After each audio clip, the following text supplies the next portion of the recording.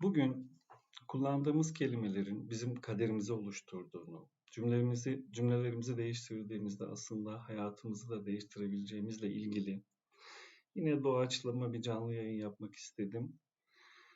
Bugün bir tane kısa video paylaştım. Terk etmen gereken 9 cümle diye. Şurada bu tarafta sağ üstte koydum. Bunların üzerinden gideceğiz. Eğer soru cevap şeklinde olursa, sorularınız olursa farklı şeylerle konuşabiliriz. Yine dediğim gibi doğaçlama olacak. Dilerseniz başlayalım.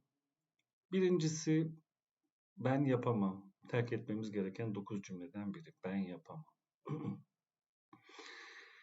Yani bu kelimeyi bazen duyuyorum. Çocuklarımda da duyuyorum. Bir konu olduğu zaman ben yapamam, ben yapamam şeklinde. Aslında hiçbir şey yapılamaz değil. Bizim yeteneklerimize uyan şeyler varsa tabii ki yapabiliriz. Neden yapmayalım? Bu kelimeyi hayatımızdan çıkarmamız lazım. Çünkü her şeyi tabii ki yapamayız. Onu anlıyorum ama mutlaka yapacağımız şeyler de vardır. Motivasyonla ilgili de zaten şöyle şeyler vardır. Hani ben yaparım, o yapıyorsa ben neden yapamam şeklinde daha da kötü laflar falan var ama burada söylemek istemiyorum. O yapıyorsa ben neden yapamayayım diye vardır. O yüzden kesinlikle ben yapamam diye bir şeye başlamamak lazım. Tabii ki bu şey anlamında değil. Yani ben mesela denizci değilim, aklıma o geldi.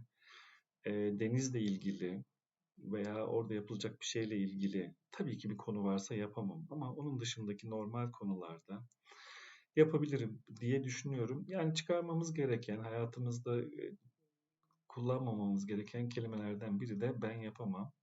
Bununla ilgili aklıma bir örnek geldi. Şöyle ki, literatürde Tolstoy'un bisikleti diye bir kavram var. Belki duymuşsunuzdur. Böyle yapılamayan şeylerle ilgili bu ifade kullanılıyor. Tolstoy'un bisikleti konusu ifadesi. Tolstoy bisikleti sürmeyi 67 yaşında öğrenmiş. Yani 67 yaşına kadar bisiklet sürmemiş ama ondan sonra öğrenmiş. Demek ki bir şey yapılabiliyorsa eğer yeteneğiniz varsa 67 yaşında da yapılır, 70 yaşında da yapılır. O yüzden asla ben yapamam diye konuşmayalım. Bir akrabam vardı. Kendisi 70 yaşından sonra resim yapmaya başladı. Resim yeteneği vardı ama hep erteliyordu. Resim yapmaya başladı ve daha sonra bu resimleriyle bir sergi açtı. Hatta resimleri eşinin, dostunun, akrabalarının evlerinde vardır. O yüzden asla yapamam, ben yapamam şeklinde konuşmamak lazım diyerek ikinci maddeye geçmek istiyorum. İkincisi de artık çok geç. Tabii buradaki bu 9 ifade için de yani her türlü farklı case'ler için, farklı durumlar için tabii bunlar söylenebilir. Ama hiçbir zaman geç değil. Yine birinci maddeye atıfla işte Tolstoy'un bisikleti yani 67 yaşında eğer birisi bisiklet sürmeyi öğreniyorsa bunu siz de yapabilirsiniz. Ha, sonradan devam ettirmek istemeyebilirsiniz. O ayrı bir şeydir. Ama hiçbir şey için geç değildir. Son nefese kadar insan istediği şeyi yapabilir, yapmaya çalışmalıdır diye düşünüyorum. Çünkü bu tür kelimeler insanı olumsuzluğa itiyor. Bu arada üçüncü maddeye geçmeden şeyi söyleyeyim. Negatif cümleler, kurduğumuz cümlelerin mutlaka bir frekansı var. Ee, Tesla'nın şu sözünü belki bilirsiniz. Evrenin frekanslardan oluştuğunu anlarsanız her şeyi çözersiniz. Evrende oluşan her şeyin, evrendeki şeylerin. Kullandığımız kelimeler, kullandığımız cümleler de gerçekten bir frekans barındırıyor. Şu an bunu anlayamıyoruz ama belki önümüzdeki zaman diliminde daha da iyi anlayacağız diye düşünüyorum. Ee, Bununla ilgili yapılan deneyler var. Japonların bir deneyi var. Bir suyu alıyorlar, mikroskopta inceliyorlar, su kristalini diyelim. Ona güzel sözler söylediği zaman çok güzel bir görüntü oluşturuyor. Bir de kötü sözler söyledikleri zaman o su kristalinin resmini bulsam gösteririm aslında. Belki eklerim daha sonra. O su kristalinde bozulmalar olduğunu görüyorlar. Çok net. O kadar net ki. Şimdi şöyle düşünün, bir bardak su içerken güzel bir şekilde veya mutlu bir şekilde o suyu içmek var veya kötü bir şekilde, hani kötü sözler söyleyerek negatif bir şekilde içmek var. O içtiğimiz su bize ne kadar fayda edecek, ne kadar faydalı olacak, bunu bir düşünmek lazım. Kullandığımız cümleler, kullandığımız kelimeler gerçekten kaderimizi oluşturuyor. Ee, Hatta bununla ilgili bir örnek vereyim. Mesela şeyi çok sık söyleriz. Sık söyleriz veya söylenir, bize de söylenir. İşte Allah sabrını arttırsın diye. Arkadaşlar, Allah'tan sabır istenmez. Dualarda sabır istememek lazım. Çünkü sabır istediğin zaman sabretmen gereken olaylar önüne gelecek. Öyle değil mi? Cesur olmak istiyorsanız, cesaretle ilgili bir duada, bir istekte bulunuyorsanız, dilekte bulunuyorsunuz, onun ortaya çıkması için gerekli şartlar ortaya çıkacak. Bilmem anlatabildim mi? O yüzden kullandığımız kelimelere dikkat etmemiz lazım. Kendimden bir örnek vereyim. Mesela ara sıra aklıma şöyle bir şey geliyor. Sadece söylemek bile değil, düşünceler bile aslında bizi çok etkiliyor. Ben bu aralar hiç hasta olmadım, epey oldu falan diye böyle içimden geçirdikten bir iki gün sonra hemen hasta oluyorum. İnanın, belki size oluyor mu bilmiyorum ama ya bu aralarda epeydir hasta olmadım falan diyorum kendime. Bir bakıyorum nezle olmuşum. O yüzden dediğim gibi şeyi çekmemek lazım. Negatif enerjiyi, negatif frekansları çekmemek lazım. Diyerek üçüncü maddeye geçelim. Başkaları ne düşünür? Bu aslında bu el alem ne düşünür? Hepimizin başının belası. Tabii ki burada bir toplum içinde yaşıyoruz. Yani topluma aykırı hareketler yapacak değiliz tabii. O anlamda söylenmiyor da başkaları ne düşünür? Ben şunu yapsam. Örneğin bir adam 50 yaşına gelmiş, 60 yaşına gelmiş. İşte bu yaştan sonra belki dans kursuna gidecek, bilmiyorum. İşte el alem ne der, arkadaşlarım ne der, gülerler mi, beni kınarlar mı şeklinde düşünüp de o çok istediği şeyi yapmaması ne kadar üzücüdür, değil mi? Düşünün, siz devamlı şey hayali kurmuşsunuzdur mesela. İşte dans geldi aklına veya bir kadın bale yapmak istiyordur ama yapamamıştır. Ama şimdi şartlar oluşmuştur. İşte arkadaşlarım ne der, o ne der, bu ne der falan diye. Bunları ertelememek lazım. Böyle şeyleri düşünmemek lazım. Zaten hayat kısa. İnsan bir şey yapmak istiyorsa mutlaka yapmalı diye düşünüyorum. Bu arada yorum geliyor mu bilmiyorum, göremiyorum. Ee, Ama dörde devam edeyim. Ya yapamazsan. Ya yaparsan, yani ya yapamazsan, tamam. Sonuçta bir şeyi denemeden onu yapabildiğimizi veya yapamadığımızı göremeyiz, değil mi?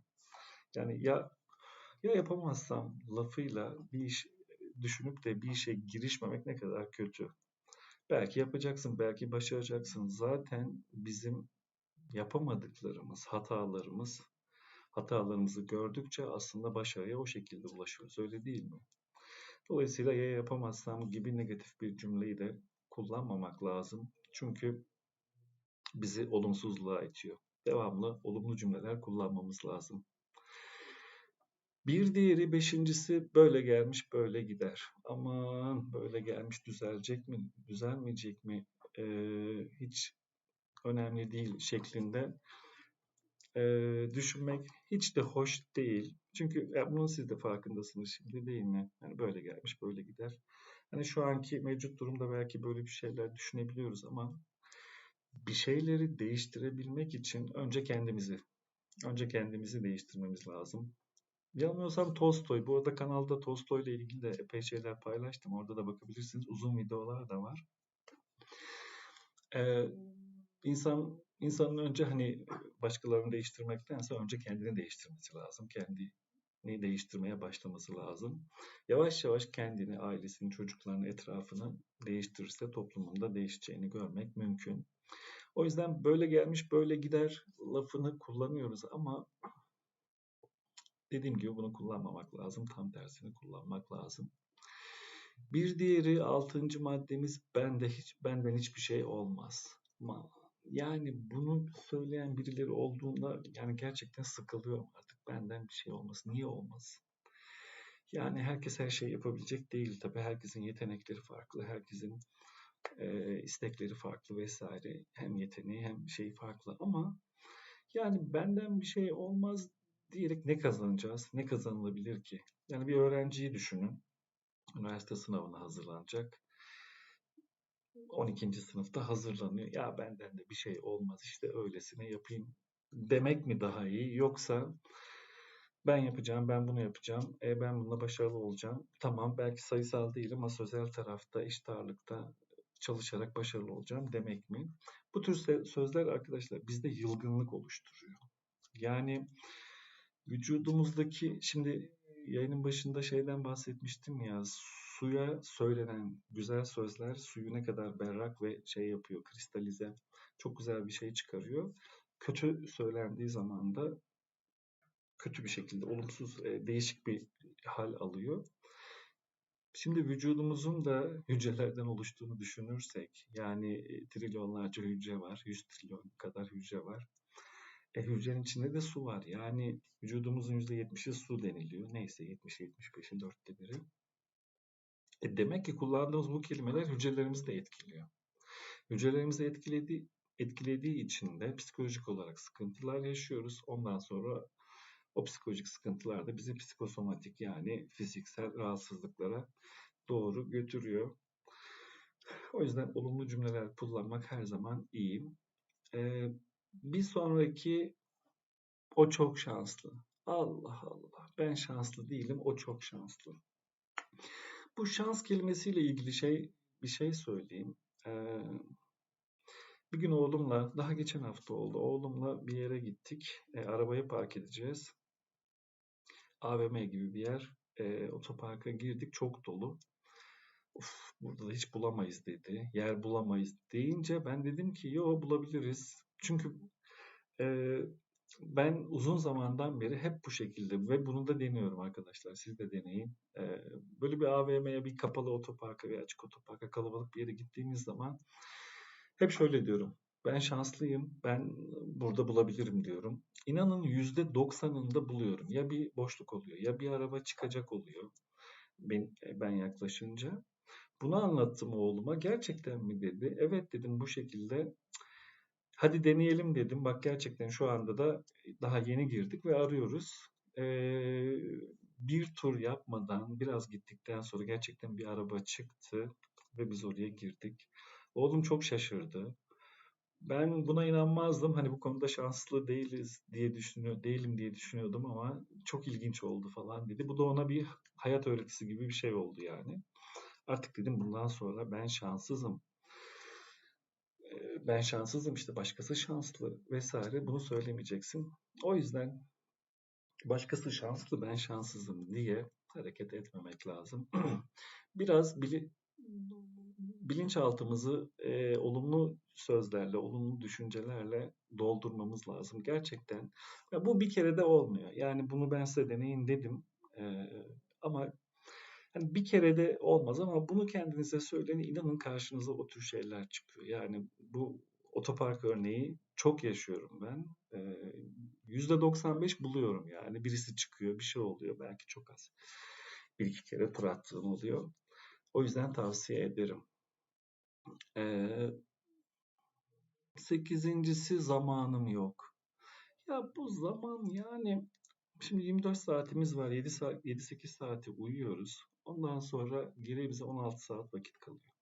Bu 16 saatin hadi 8 saatini işte geçirdik. Ondan sonra gerçekten yani eğer bir şey istersek zaman ayırabiliriz. Bununla ilgili şöyle somut bir örnek vereyim. Kitap okumayla ilgili. Ben hani arkadaşlarıma ya kitap okumamız lazım gibilerinden sözler söylediğimde hani veya kitap okuyor musun gibilerinden ya hiç okuyamıyorum çünkü eve gidiyorum yorgunum. İşte bu kadın arkadaşlarımız da olabilir, erkekler de olabilir. İşte yemek yiyoruz vesaire. Çocuk var. Çocukla ilgileniyorum. Hiç vakit kalmıyor. Çocuk kaçta yatıyor diyorum. Bebek veya çocuk işte küçük çocuk. İşte 10'da yatıyor. Ondan sonra saat 12'ye kadar 2 saat. Var. Yani 2 saat boyunca eğer istersen gerçekten zaman ayırabilirsin. Kitap okuyabilirsin dediğimde böyle bir duruyorlar. Yani 2 saatin hepsini de ayırmak istemezseniz arkadaşlar günde 10 sayfa okunsa 30 günde 300 sayfa eder. Yani 10 sayfa da bir şey değil. 5 dakikada falan okunur. 5-10 dakikada. 10 dakika ayırsanız gerçekten bir kitabı bir ayda bitirebilirsiniz. Yılda 12 kitap eder. Burada aklıma gelmişken dünyada en çok okuyanlar herhalde Japonlar. Ee, Yani yılda şimdi rakamları atmayayım ama çok sayıda kitap okuyorlar. Dolayısıyla insan eğer bir şey istiyorsa, gerçekten istiyorsa, hayatında onu birinci sıraya koyuyorsa öyle söyleyelim. Birinci sıraya koyuyorsanız yapabilirsiniz, zaman ayırabilirsiniz. Bu birinci sıra kitap okumak mı? Her gün uyumadan önce 10 dakika okuyun. Bu arada bunu ben de yapıyorum ama yapmamak lazım. Yani uykuya telefonla giriyoruz. Biliyorsunuz telefonlardan, ekranlardan bize mavi ışık geliyor. Bu mavi ışık aslında bizi çok rahatsız ediyor. Hatta uzmanlar şey diyor, yani uyumadan 1-2 saat önce telefonu bırakın ama mümkün değil, bırakamıyoruz. Şimdi gençlerde de çocuklarda da görüyorum.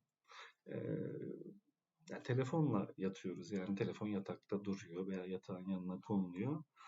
Bu arada bir tavsiye, cep telefonları istasyonlarla devamlı haberleştiği için hani data geliyor mu, bilgi geliyor mu diye. O yüzden yattığımız odada değil de başka bir odada bulundurmakta fayda var. Bütün elektrikli cihazları, yani elektronik cihazları. Çünkü bir şekilde küçük de olsa bir frekans yayılıyor kullandığımız elektrikli cihazlarda. O da belki uyku kalitemizi etkileyebilir. Mümkün mertebe böyle bazen bakıyorum arkadaşlar söylüyor işte yastığımın altına telefonu koyuyorum. Koymayalım, yani yastığın altına koymayalım. Odamızdan, yattığımız odadan başka bir odaya koyalım. Bunu da aktarmış olayım. Şunu söylüyordum. Yatmadan önce eğer istersek, gerçekten istenirse, örneğin kitap okumak mı istiyoruz? Kitap okuyarak, 10 sayfa kitap okuyarak uyuyabilirsek hem çok daha rahat uyuyacağız, bunu söyleyeyim. Ben kitap okumadığım zaman kelimeleri hatırlamakta güçlük çekiyorum. Bu sizde oluyor mu bilmiyorum ama kitap okumaya biraz ara verdiğimde cümle kurarken böyle bazı kelimeleri hatırlayamıyorum. Ee, Yani kitap okumak zihni kibarlaştırır, kelimeler zihni kibarlaştırır diye bir söz var. O yüzden size tavsiyem. Eğer okumak istiyorsanız tabii uykudan önce hani telefonla işte TikTok'ta, YouTube'da veya Instagram'da değil de kitap okuyarak uyursak çok daha sağlıklı olur. Kitap örneği verdim ama kitap değil, belki başka bir hobiniz var, onu yapacaksınız. Yani yapmak istediğimiz şeyleri hayatımızda birinci sıraya koyarsak arkadaşlar, bunu unutmayalım. Birinci sıraya koyarsak yaparız. Yani spor yapmak mı istiyoruz, kilo vermek mi istiyoruz? Bunu birinci sıraya koymamız lazım. Başka bir şey mi yapmak istiyoruz? Örneğin tarihle ilgili kitaplar, tarihle ilgili bilgi edinmek istiyoruz. Eee, Eğer bunu yapmak istiyorsak bunu birinci sıraya koyacağız ve ona zaman ayıracağız. Biraz uzattım ama zamanla ilgili şunu da söyleyeceğim.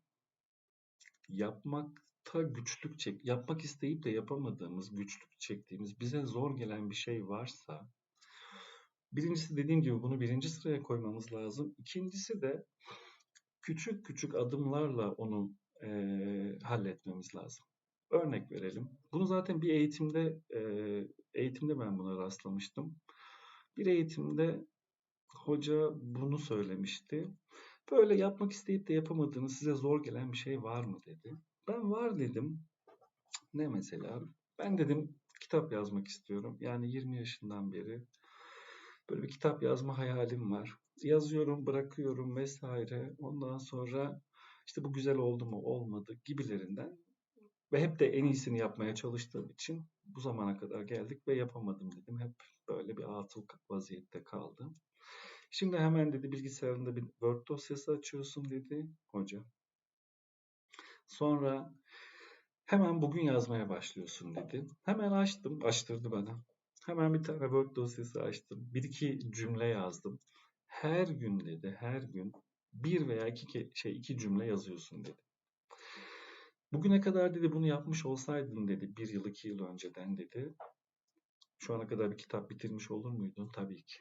Yani düşünüyorum ve o şeyle başladım. O gazla mı diyelim işte bu motivasyon da burada geliyor. Hani kanalımda motivasyonla ilgili şeyler de paylaşıyorum ama arkadaşlar yani motivasyon böyle bizi gaza getiriyor. Hemen başlıyoruz ama bu örnekte olduğu gibi ben 3-5 gün sonra, bir hafta sonra onu bıraktım. Bırakmasaydım ki bu olay ne zaman oldu? 2018'de. Yani 7 yıl geçti. Şu ana kadar kaç tane kitap bitirmiştim. İşte motivasyon geçicidir ama disiplin süreklidir. Yani bir şey yapmak istiyorsanız, örneğin Japon tarihi öğrenmek istiyorsunuz. Burada şöyle bir bilgi var. Her gün istediğiniz bir konuya, Japon tarihi demişken o geldi aklıma. Yanılmıyorsam yarım saat. Hadi onu biz 1 saat yapalım. 1 saat vakit ayırdığınızda düşünün. Yılda 365 saat Japon tarihi ne çalışmış olmuş olursunuz değil mi? 360 saat Japon tarihi çalıştınız. Yani dünyada Japon tarihi uzmanları dışında hani bu konuda bilgi sahibi olan %1'lik, %2'lik sınıfa gireriz. O kadar önemli. Hani taşı delen suyun kuvvetliliği değil sürekliliğidir derler ya. O yüzden sizi zorlayan, sizi yapmakta zorlandığınız yani aman ben bunu nasıl yapacağım diye düşünüp de böyle zor gelen bir şey varsa bu dediğimi uygulayın. Yavaş yavaş, adım adım her gün. Dedim ya kitap okuma mesela. Kitap okuma zor mu geliyor kardeşim? Ya günde 5 sayfa oku. Al, 5 sayfa oku, bırak. Zaten 30 günde 5 sayfadan ne eder? 150 sayfa eder. Yani orta küçüklükte bir kitabı, orta sayfa bir kitabı bitirmiş oluruz. Dediğim gibi öğrenciler için de yani bunu bir öğrenci izleyecekse işte ben matematiği yapamıyorum veya öbürünü yapamıyorum. Çalışıyor musun? Yani gerçekten çalışıyor musun? Hani hepimiz normal zekada insanlarız. Başkaları yapıyorsa biz de yapabiliriz. Matematikte veya diğer konularda her gün düzenli bir şekilde çalışırsan gerçekten bunu başarabilirsin. Zamanım yok konusunu bu şekilde anlattım. Çünkü dediğim gibi yani sözün özü insan zaman ayırmak istiyorsa bir şeye, gerçekten istiyorsa yapar. Lego mu yapmak istiyorsunuz? Zaman ayır yap veya başka bir şey mi? Hiç fark etmez. Örnekler çoğaltılabilir. 9. madde çok mutsuzum. Şimdi mutluluğa geldik. Mutlulukla ilgili de benim kanalımda daha önce söylediğim şeyler de vardı. Burada izninizle bir su içeceğim.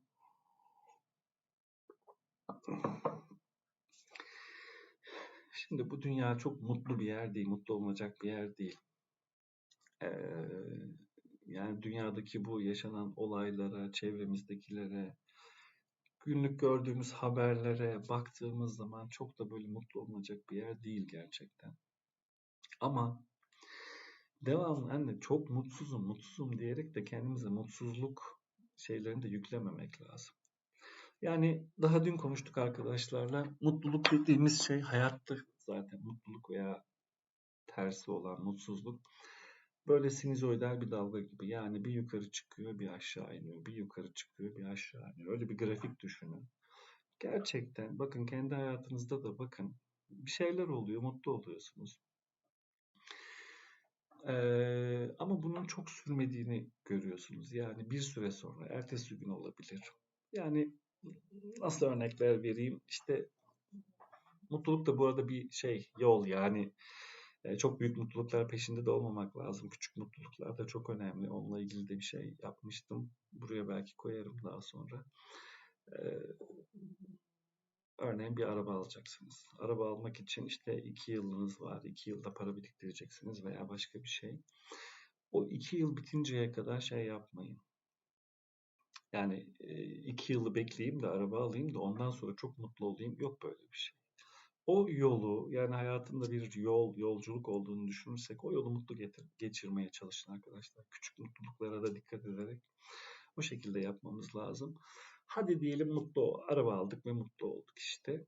Yani Allah göstermesin tabii. Ee, Adam araba alıyor, ertesi gün kaza yapıyor. Yani bir bakıyorsun böyle çok ilginç.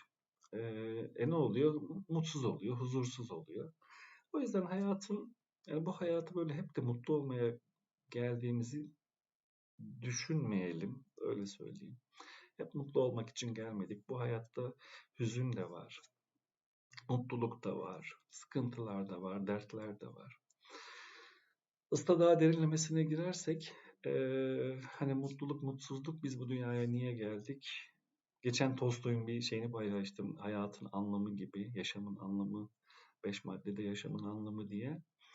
Ya orada da söylüyor, başkalarına yardımcı olmak hayatın anlamı gibi. Ya kendimce de öyle düşünüyorum. Yani şimdi burada bu saatte bir canlı yayın açtım. İşte terk etmen gereken 9 cümle.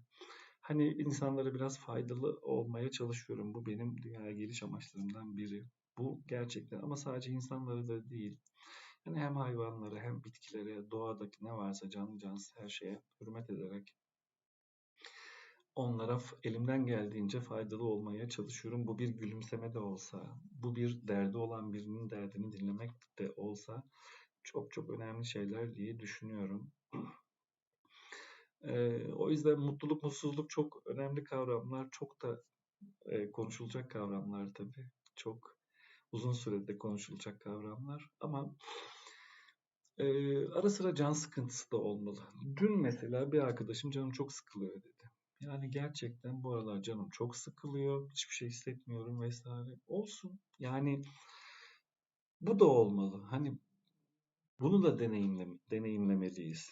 İlla ki her zaman mutlu olacağız diye bir şey yok arkadaşlar. Bu arada bu günümüzdeki modern hayat bizi devamlı bir şey yapmaya itiyor. Yani mutlu olmamız lazım bir. İkincisi, bunu yapmak için devamlı bir şeyler yapmalıyız. Nedir o? İşte akşam şu konsere gideyim, şuraya gideyim, şu yemeği yiyeyim, şu sinemaya gideyim, hafta sonu şunu yapayım, spor yapayım, bunu yapayım. Aman hiç boş kalma. Ya ne oldu yani? Devamlı bir şeyler yapmak zorunda mıyız? Yok, değiliz. Bu hayatı kaçırma muhabbeti var. Bir arkadaşım bunu söylemişti de hayatı kaçırıyorum gibi geliyor. Değil arkadaşlar, hayatı hiç kaçırıyor falan değiliz. Yani ne oldu? Tamam, eğer istersen arkadaşlarınla tabii ki güzel vakit geçirirsin, bir yemek yersin, bir şey yaparsın, bir sosyal faaliyette bulunursun. Eyvallah. Ama kendinizi bunun için zorlamayın. O arkadaşıma da onu söyledim. Yani bırak böyle kalsın. Bırak bunu deneyimle. Canın mı sıkılıyor? Hiçbir şey yapmak istemiyor musun? Yapma. Bırak kalsın. Hatta bununla ilgili küçük şeyleri, ufak şeyleri dert etmeyin diye bir meşhur kitap vardı. Belki bilenler bilir. Ufak şeyleri dert etmeyin. Amerikalı bir yazar. Ki bu terapist zaten. Yani her gün kendisine şeyler geliyor. Danışanlar geliyor. Ondan sonra bunlarla konuşuyor. Bir gün bir konferansa gidiyor. Konferans da böyle kasaba gibi bir yerde, küçük bir otel var. Ertesi sabah diğer kişiler de gelecek ve konferans yapılacak. Kimse de gelmeyince böyle lobide oturmuş, canı sıkılmış oturuyor. Birisi gelmiş, konferansın sahibi, tanışmışlar, asıl organizatörü diyelim. Bu ona demiş ki, ya benim şu an canım çok sıkılıyor ve bunu düşünüyorum. Hani can sıkıntımı giderecek ne yapayım demiş. Çünkü küçük bir kasaba, yapılacak bir şey de yok. Akşama kadar ne yapacağım falan demiş. Adam demiş ona ki, bırak canı sıkkın kalsın. Yani can sıkıntısını da yaşa, can sıkıntısını da deneyimle. Bırak. Biraz böyle kendini dinle. Neler hissediyorsun, neler yapıyorsun, yani neler düşünüyorsun diye can sıkıntısını biraz da. Çünkü can sıkıntısı da lazım. O adam diyor ki, sonra diyor, yani bu bana çok böyle bir dank etti kafama diyor. Ben hani böyle düşünmüyordum. İlla ki bir faaliyet içinde olmam lazım diye düşünüyordum diyor. Sonraki zamanlarda diyor bunu kullanmaya başladım. Şöyle ki, iş yerimden eve giderken, tabii bu Amerika'da oluyor. Yani burada nasıl yaparız bunu bilmiyorum, ama eve giderken diyor böyle e, ormanı ve nehri gören güzel bir yer var diyor. Oraya arabayı çekiyorum diyor. Orada 10 dakika boyunca hiçbir şey yapmadan kendimi dinliyorum.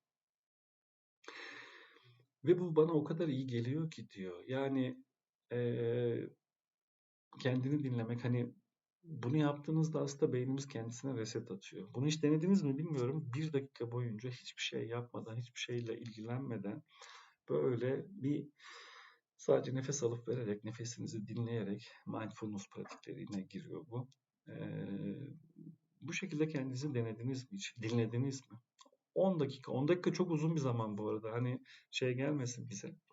Şimdi ben bunu yapmaya çalışıyorum diyeceğim ama hani burada trafikte nasıl yapacağız, nerede duracağız, dursan sana şey derler, ne yapıyorsun burada falan derler. Ama onun dışında gerçekten kendimize de böyle bir zaman ayırmamız lazım. Eve geldik, eve geldiğimizde bir odaya, işlerimizi hallettikten sonra bir odaya geçip hani meditasyon yapılıyor ya, onun gibi böyle sessiz zaman, birkaç dakika sessiz zaman ayırmamız lazım. Zihni resetlemek için. Gerçekten zihnimizi resetlemek için. Bunu yaptığımız zaman mutluluğunda, mutsuzluğunda birbirini takip eden böyle bahsettiğim gibi sinusoidal bir dalga olduğunu, yani bir mutlu oluyoruz, bir hüzünlü oluyoruz. Burada aklıma şey geliyor. Dün arkadaşım öyle söyleyince bunları anlattım ve sonra dedim ki ben de böyle durumlarda, bu tür hallerde olduğum zaman şu geliyor aklıma. Kim söylemiş bunu bilmiyorum ama hiçbir şey sonsuza kadar sürmez. Mutluluk da sonsuza kadar sürmez. Mutsuzluk da. Hani yin yang diyelim. Fark etmez. Hiçbir şey gerçekten sürmüyor. Hani bizim kültürümüzde bu da geçer yahu var. Gerçekten geçiyor.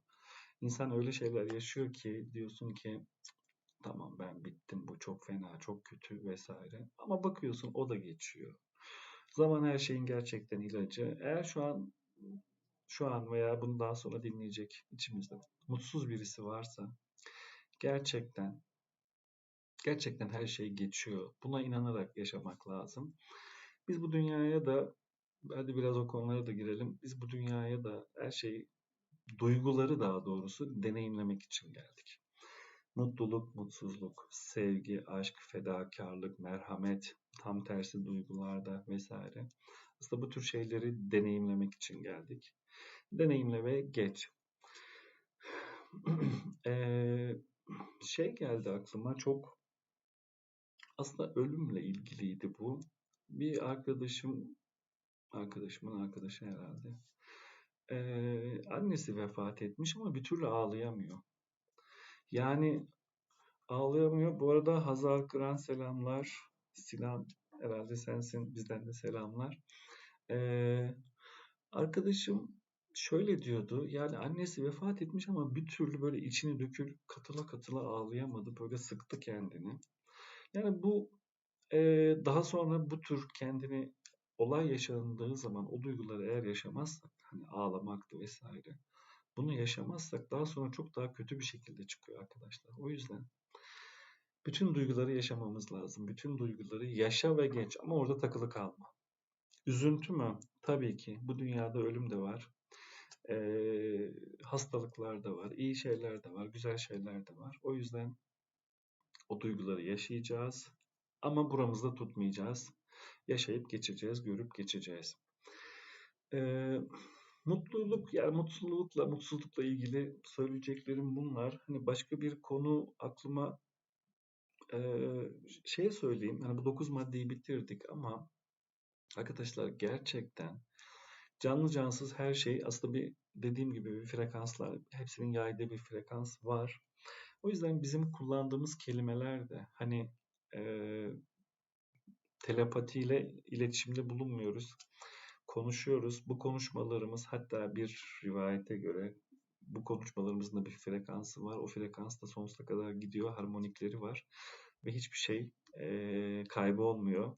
Eğer siz bunu dekod edebilirsiniz, atıyorum 500 yıl önce konuşulmuş sözleri de geri çevirebilirsiniz, bulabilirsiniz. Bununla ilgili aslında bir şey var. Belki daha sonra onu bulurum ve buraya koyarım. Bu canlı yayını kaydediyorum çünkü. Bu teknolojiyi bulan kişiler var ama daha sonra ortadan biraz kaldırıldılar. Biliyorsunuz bu tür şeyler sıkıntılı. Yani diyeceğim o ki düşüncelerimiz ve konuşmalarımızın yaydığı bir frekans var. 4 Hz'dir, 6 Hz'dir, 8 Hz'dir vesaire, hiç önemli değil. Bu sözlerimiz hem karşıdakine olumlu bir şekilde yansıması var. Tersinde de kötü sözlerin olumsuz yansıması var. Kendimize de var. Başta bahsettiğim gibi hani bir su güzel bir sözden çok güzel bir şekilde bir görünme geliyorsa, su damlası, su atomu diyelim, neyse, kötü şekilde kötü sözlerle büründüğü zaman da çok daha olumsuz şekilde geliyor. Vücudumuzun %75'i de sudan oluşuyormuş. O yüzden bizi çok etkiliyor. Hem psikolojik anlamda da etkiliyor. Daha sonra da bizi hastalıklar seviyesine de getirebiliyor. Buna dikkat etmemiz lazım. Mutlulukla ilgili ve diğerleriyle ilgili de şey yaptım. Biraz konuşmaya çalıştım. Burada aklıma başka bir şey gelmedi. Şu an durmak istedim. Ee, Yaklaşık 36 dakikalık bir yayın oldu. İsterseniz burada da kapatabiliriz. Soru var mı diye hemen bir bakmak istiyorum. Sadece. Ha, bu arada aklıma gelmişken şimdi aklıma geldi. Onu size göstermek istiyorum. Yani kelimelerin gücüyle ilgili bir tane video vardı. Şöyle size göstereyim. Hatta o videoyu izleteyim. Şöyle ki kısayım. Bu çok eski bir video. Böyle tam ekran yapmaya çalıştım. Burada kör bir adam var. Gözleri görmüyor. Bir tane önünde yazı var. Gelen geçen bozuk paralar atıyor. Burada da ben görmüyorum, lütfen yardım edin şeklinde yazıyor. Sonra birisi geliyor yanına, bir kadın geliyor. Evet, bu gördüğümüz kadın geliyor. Ve bu kadın, birazdan göreceğiz, bu kadın önündeki yazıyı değiştiriyor. Eminim bunu görmüşsünüzdür. Ben de diğer sosyal medya kanallarımda yayınlamıştım. Bir şey yazıyor oraya ve onu göstermiyor şu an.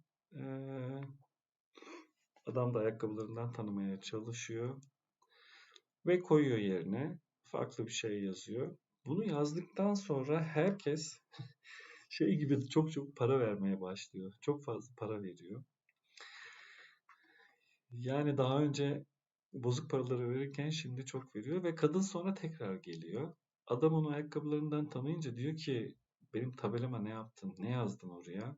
Aynısını yazdım diyor. Ama aynısı değil tabii, ama farklı kelimelerle. Şimdi bakın nasıl yazmış. Az önceki başta şey yazıyordu. Ben görmüyorum, yardım edin. Şimdi de güzel bir gün ve ben bunu göremiyorum. Bu o kadar şey ki kapatalım böyle. O kadar önemli ki yani güzel bir gün ve ben bunu göremiyorum. Gerçekten çok enteresan. Ben bugün çocuklarla dışarıdaydım, bir yerde oturduk. Yanıma tekerlekli sandalyede bir adam geldi. Hemen yani şey de açık, böyle cam da açık. Hemen yanımda eee, zor konuşuyor. Tekerlekli sandalyede, ondan sonra merhabalaştık. Bir şey içer misin dedim. Sağ ol dedi. Ama çok zor konuşuyor. Sonra benimle konuşmaya çalıştı. İşte sakatlanmış, sakat kalmış vesaire.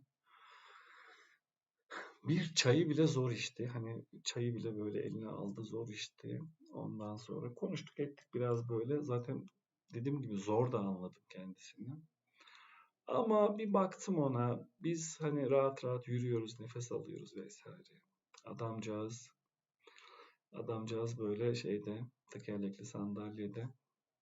Çok enteresan, çok şeydi böyle. Hani bu tür insanlar da tabii ki biz onları görünce aslında ibret almamız lazım. Kendileri de çok zor bir hayat yaşıyorlar. Onların imtihanı, bize de eğer ibret alabiliyorsak örnek oluyorlar. Bu arada tekerlekli sandalye geçmiş demişken aklıma bir şey geldi. 10. madde olarak belki şikayet etmemeyi katabiliriz buraya. Şikayet etmemeyle ilgili bir şeyler söyleyeyim, ondan sonra da kapatalım. Şimdi bizim kültürümüzde de var, büyüklerimiz de der, evladım şikayet etme, işte Allah şikayet edeni sevmez vesaire.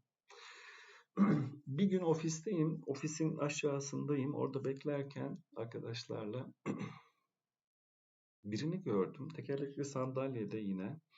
Böyle geri geri geliyor. Yani yokuş bir yer var. Yavaş yavaş iniyor böyle. Bize doğru geliyordu. Ben de yardım edeyim dedim, tutayım dedim. Hani adam şey mi yapıyor? Meğer hani düz gelmiyor, çok hızlanır diye geri geri geliyor. Geldi yanımıza, sonra döndü ve gitti. Yanımızdaki arkadaş dedi ki bu dedi ileride çalışıyor dedi. Her gün böyle geliyor, öğle yemeğine çıkıyor işte. Öğle yemeğini yemek için oraya çıkıyor dedi. Biz de o gelene kadar, onu görene kadar böyle arkadaşlarla konuşuyoruz. İşte bilirsiniz iş yerindeki şikayetlerimiz, hayattan şikayet ediyoruz. Oradan şikayet, buradan hep böyle olumsuz şeyler. Aslında bu terk etmen gereken 9 cümleyi ona çıkarmak lazım. Yani bu şikayet olayı gerçekten hayatımızı karartıyor. Orada aklıma bir şey geldi. 4 kişiydik. Pardon 3 kişi. Benle beraber 4 kişiydik. Dedim ki arkadaşlar yani işte bak biz şikayet ediyoruz. Bak adam ne halde yani şikayet etmememiz lazım demişken dedim ki var mısınız dedim 24 saat boyunca şikayet etmeme challenge yapacağız. Nasıl yani dediler. Evet dedim. 24 saat bir gün sonra buluşacağız. İş yerinde yine şu an dedim saat 14 ve yarın 14'te tekrar soracağım size. Ben dahil. 24 saat boyunca hiç şikayet etmeme challenge yapalım. Var mısınız? Varız dediler. Ondan sonra ayrıldık. Şimdi ertesi gün onlara sordum ama kendimi yapacağım, kendimi söyleyeceğim. Ee, Şikayet içeren kelimeler kullanmayacağım ya, şikayette bulunmayacağım. Tamam, onu zihnime yerleştirdim. Sonra bir şey oldu, bir yarım saat geçti. Biriyle bir şey konuşuyordum. Bir şey söyledi. Sonra ben dedim ki ya zaten hayat adil değil ki dedim.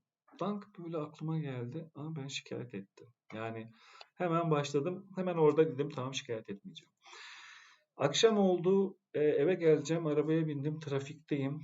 Trafikte malum, yani hepimiz biliyoruz, trafikteki olan olaylardan dolayı sinirleniyoruz. Birine böyle güzel sözler söyledim, öyle söyleyeyim, şikayet anlamında. Sonra hemen aklıma geldi. Şimdi böyle bir challenge yaptığım için hemen böyle aklıma geldi. Aa, ben bunu söylememem lazım diye.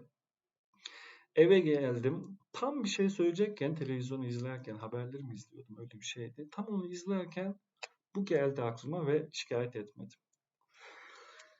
Daha sonra başka şeyler de oldu ve şikayet etmedim. Tam dilimin ucuna geliyor ve duruyorum. Hani şikayet içeren kelimeler kullanmıyorum. İnanın öyle bir hoş, öyle bir mutlu oldum ki.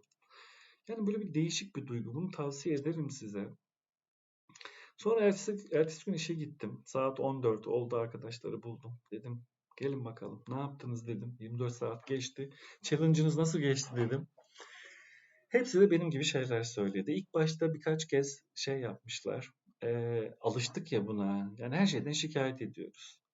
Ondan sonra. Şimdi büyük bir şehirde yaşıyorsun. Tabii ki trafik olacak. Yani trafikte söyleniyoruz ama büyük şehirde yaşıyoruz. Yani büyük şehirde çok araba var. O kadar yol yapılmıyor artık neyse. Hani sabah akşam trafik oluyor. Ne yapacağız? Birbirimize saygılı olmamız lazım. Ondan sonra onlar da aynısını söyledi. İlk başta bir iki şikayette bulundum ama ondan sonra dilimin ucuna geldi ve şikayet etmedim. Gerçekten huzurlu. Huzurlu bir zaman dilimi geçirdim dedi. İyi dedim, çok güzel. Onlar da çok mutlu oldular bu şeyden dolayı. Yani bu 24 saatlik challenge'dan dolayı. Ha sonra dedim ki buna devam edelim kendimizce, devam edelim dedim ama olmadı. Yapamadık. Şimdi bazen aklıma geliyor böyle bir şikayet ettiğimde, şikayet moduna girdiğimde aklıma geliyor ve durduruyorum kendimi. Ya çünkü şikayetin bir faydası yok. Ancak kendimizi yoruyoruz. Ya karşımdaki, yanımdaki insanı aşağı doğru çekiyorum. Onun da modunu düşürüyorum. Ha, elimizden bir şey geliyorsa o şikayet edeceğimiz şeyle ilgili, konuyla ilgili düzeltebileceğimiz şeyler için çalışalım, düzeltelim. Ama düzeltemeyeceğimiz, müdahale edemeyeceğimiz şeyler için de üzülmeye, şikayet etmeye hiç gerek yok. Böyle bir laf vardı. Aklıma bu geliyor. Dediğim gibi hani sonradan yapamadık ama şikayeti ne kadar azaltırsak hayatımızda o kadar daha mutlu olacağız diye düşünüyorum. Bunu size de tavsiye ederim. Gerçekten şikayet eee, olumsuz cümlelerden, olumsuz davranışlardan biri ve bizi gerçekten aşağıya çekiyor. Yani huzursuz yapıyor. Şikayet ettikçe elimize de bir şey geçmiyor. Hatta şöyle bir şey vardı. Şikayet etme, talep et. İş yerinde düşünün. Nasıl bir örnek olabilir? İşte bir yerin temizliğiyle ilgili bir şey. Şimdi şurası temizlenmiyor diye ben şikayet ediyorum. Arkadaşıma söylüyorum. O söylüyor vesaire. Ama düzelmiyor. Yani onun yerine işte temizlikçi arkadaştan talep etsek veya ilgili kişiden talep etsek ya şurayı düzenlesene, şurayı temizlesene diye belki şikayet etmeye de gerek kalmayacak. İşte iş yerlerinde işlerin bir kişiye yığılması olayı var mesela bilirsiniz. Birçok yerde vardır bu. Sen daha iyi yaparsın hadi sana verelim diye. O kişi de şikayet eder ya bana işte çok iş yıkılıyor vesaire. Onun yerine bunu güzel bir dille anlatabilir. Hani talep edebilir. Ya ben tabii ki bunu yaparım sorun yok ama hani çok fazla üzerimde iş var. O yüzden bunu başkasına verebilir miyiz gibi. Hani şikayet etmek yerine talep etsek, talebimizi iletsek, bir yol göstersek daha güzel olacak diye düşünüyorum. Bu arada 46 dakika olmuş, 47 dakika. Böyle doğaçlama konuşmak da kolay değil. Ee, önümde bir şey de yok. Sadece bu terk etmen gereken 9 cümle dedim ya 10. olarak da şey koyduk oraya. Şikayet etmemeyi koyduk. Ama gerçekten şikayeti hani bu kadar konuşmanın üzerine hangisi önemli derseniz bilmiyorum. Hepsi çok önemli ama benim yapmaya çalıştığım şeylerden biri de bu şikayet etmeyi kaldırmak gerçekten. Şikayet edince bir şey elinize geçmiyor. En azından düzeltmeye çalışalım. Diğer konular da önemli. Hani genç arkadaşlarım için de, öğrenci arkadaşlarım için de, diğerleri için de anlattığım örnekler faydalı olmuşsa ne mutlu bana. Bu videoyu tekrar videolar kısmında, canlı yayın videolar kısmında yayınlayacağım. Orada da yorumlarınızı yazabilirsiniz. Konuşmamızı istediğiniz başka konu varsa onu da aktarabiliriz. Onu da yazabilirsiniz. Başka bir zaman böyle canlı yayınlar yapabiliriz. Diyerek isterseniz son verelim. Bir başka canlı